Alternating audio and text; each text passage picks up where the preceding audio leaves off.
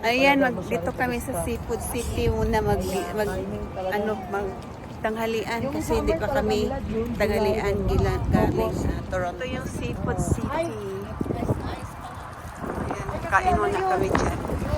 Kasi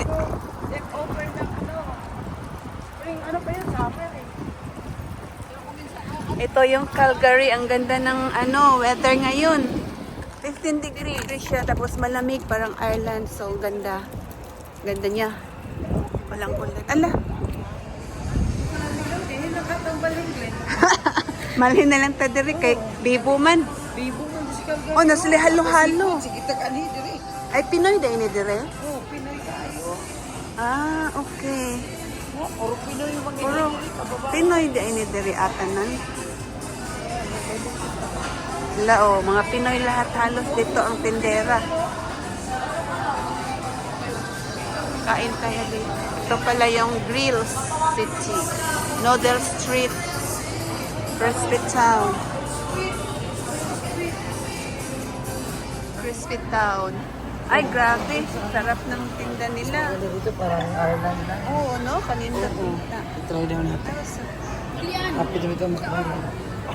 Sarap. Ay, Alam na alam. Hindi ko, yan din. Yan din pangos. Oh, yan na. Dito na tayo din. ay, naipaliya. Oh, munggos. Agoy, napag-ibilo-bilo. Napag-ibilo-bilo, napag-ituron. Ganda pala dito sa Seafood City kasi mga Pinoy lahat ang tinda nila.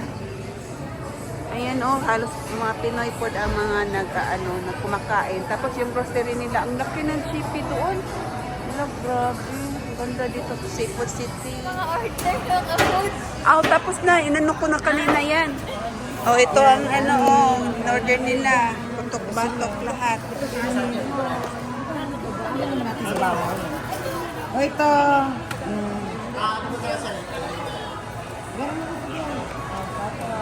Tama, okay na kami na. Lechon pa. Lechon. Grabe. Wala yung suka. Digin. Ay, may kanin. Ay, walang suka. Hindi tayo nakain, you know? Sige. Yun may talong. Cheese, yung maanghang nung. Tortang talong. Talong. Maanghang. Sabi dito no, nakakatuwa. Calamari. Kasi Pinoy na Pinoy eh. Ano yan? Toron. Toron pa na yan. Calamari. Meron din ito sa Toronto. Kalabong.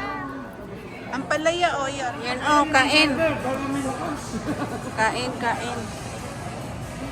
Mga Pilipino sa Seafood City. Filipino foods lahat. Ito, naglibot-libot kami dito sa Seafood City. Lahat ng mga tinda nila ay mga pang Pinoy. Ayan, grocery. May isda sila doon. May isda. Fresh seafoods. Fresh seafoods pala. Wala, mga biscuits. Libot-libot mo na. Kaming isda dito, Pampano.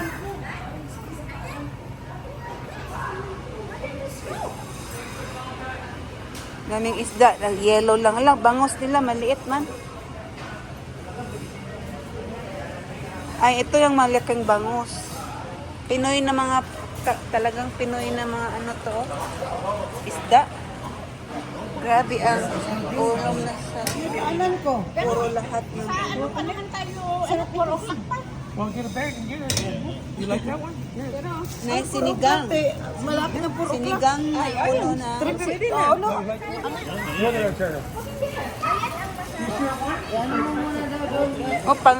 Mga Pinoy talaga. Ang sarap dito sa Seafood City. Maano ka talaga dito sa mga foods nila. Parang Pinoy, hindi na namimiss yung yung Pilipinas. Ang mga pagkain dito ay mga Pinoy. Nandito lahat. Except sa pinakurat, wala kaming makitang pinakurat. So ito lang yung mga isda. Tilapia, ang lalaki ng tilapia. Lalaki ng tilapia rin. Mga na prito na. Kung tapamarin kang magprito, ng isda, bili ka na lang nito. Ayun na, nag-grocery na kami. Parang flat naman yung tire.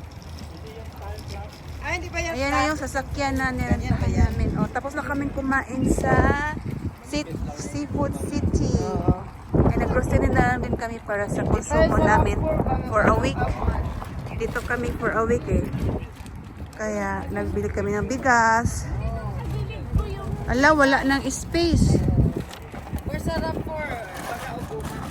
Wala nang space yung ano namin sasakyan kasi puno na ng bagahe.